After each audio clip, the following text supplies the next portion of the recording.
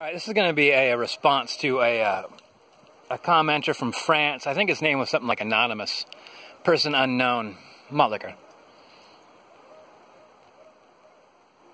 But he said, how'd you pull off living in the forest? So you could live out here legally 24 days in one spot. That guy just stole some of my dog's food.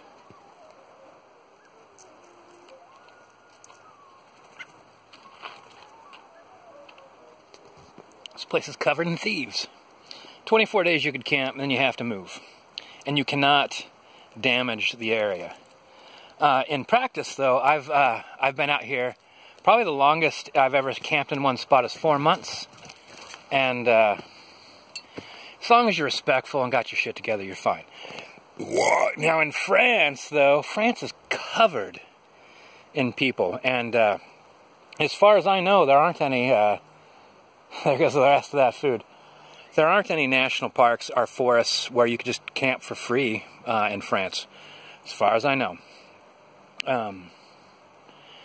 What I do know is I biked from France, from Italy, to some town to catch a ferry boat to England. But I biked across France and I was camping. And France is crowded. It was even during the winter, so it was like the off season, and it was crowded.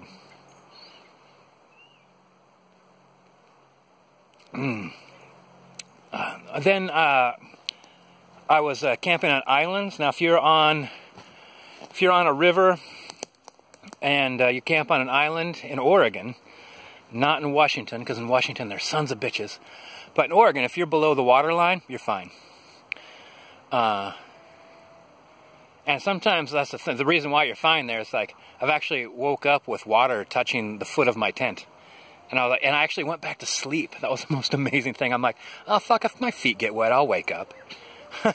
And they didn't get. They didn't. It just got, the water just got right to my feet. And then the longest I've lived free is on the street. So that's where I. That's the last bite right there. Oh, I guess there's tons of last bites. The longest I lived free was on the street. Like, that's when I built the tiny house. Now, that's against the law. The city came and talked to me once, but the city was reluctant to do anything about it. My city has a huge homeless problem, and I hadn't gotten any complaints, and that's part of the key too. Is like, I think I would not have been as lucky as if. Everybody living in that area, it was a kind of a high poverty area. But the one guy who wasn't living in poverty, his whole family moved in with him because they were involved in the construction industry, and there just wasn't any work for him. That's right when the economy took a head dive. So it was an unusual set of circumstances that allowed me to live as long as I did off the grid. And then at the very end of it, I had enough money to buy my own house. So I literally went homeless to homeowner. Or as one of my friends called it, home free. In France, I know that you could do that as not a landscaper, but where like you go to a place that has grounds that are like, it's seasonal employment there, a touristy thing, but when everyone leaves, a certain amount of people stay behind and take care of the grounds year round. So you'd live there, but I don't know how well you'd live. You might be able to work something out with somebody who ran a farm where you could help them out, like picking berries or whatever, and they might let you live like in an RV, little camper. But here's the thing. I was able to pull that off and in the end buy a house. If you can't do that, if living off the grid that way does not get you a house, don't fucking do it. Absolutely don't do it. For 8 or more years, I lived a bizarre life that was not easy in any way. It was freeing because I didn't have tons of bills. I had things like when I started, I bought a car When I started, I borrowed a car because I had such little money. And then I worked like 3 jobs. The entire time I was homeless, I worked 3 or more jobs until I finally landed one that was, I thought I'd go all in. I wanted to go all in on that hand. And for 8 years, you couldn't have anybody over for dinner. For 8 years, you couldn't flush the toilet. For 8 years, washing dishes meant having dishwater there that I had to wait till nighttime to dump out. And I had to dump it out in a way that if anyone saw me doing it, it wouldn't look weird. It wouldn't look like I was pouring some liquid down a storm drain. Why is that guy pouring liquid down a storm drain? You know, it had to not look like I was pouring liquid out. You know, so like I had to like come out, like move over to my van, open up my van door, be getting in and out of things. But as I was getting things in and out of my van, I leaned down my container that held the dishwater, and that slowly emptied out. Like 8 years I did that. 8 years I had to secretly get rid of dishwater.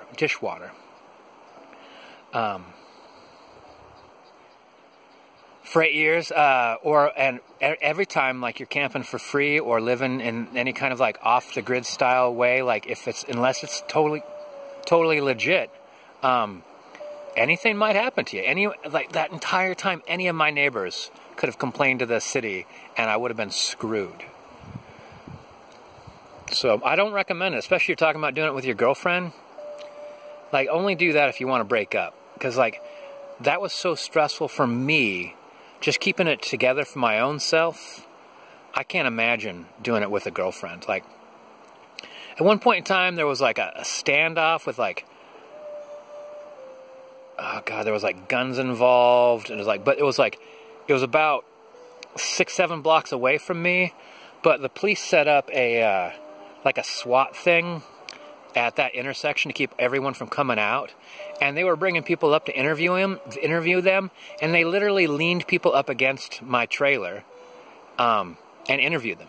So like, there's this much wood between me and them, and they've got all these people lined up on my house, and they're like walking around with like rifles and shit. Fuck, it was stressful. I can just totally imagine like my girlfriend turning to me and saying like, "We are moving into an apartment." Yeah, man. Keeping it together in that kind of situation, shit. I had people call animal control on me, and animal control came to interview me and see Aquila, and there was no less than 3 drug dealers on that corner, and that's why I was able to live there, man. And one of them walked over and said, "Hey, this guy right here takes really good care of his dog. That dog's never been any problem. They're both real quiet, and I appreciate them." And the animal control person said, "Well, yeah, I'm starting to realize that you're right, that this person is no problem." But she must have been a little freaked out by that too. I mean, I was freaked out by it. So there was such crazy shit happening there all the time. And I'm just saying, like, anywhere that you live where no one's going to object to you living for free is going to be an unusual place to live. Like, coming out here actually was the best, and it was over an hour. So like over 2 hours of commuting every day to get to my jobs. And sometimes you come home late at night and you go to sleep and you have to wake up and it's still dark and you have to drive an hour back to the city. And I don't think you got that in France. I don't think you got a place like this. So there were times when I'd come out here and finally be able to relax. But like, if there was any opportunity to work, like when you're living like this, you have to do it. So it's not all about like camping and having birds steal your dog food and drinking malt liquor. Speaking of which, my throat's getting dry.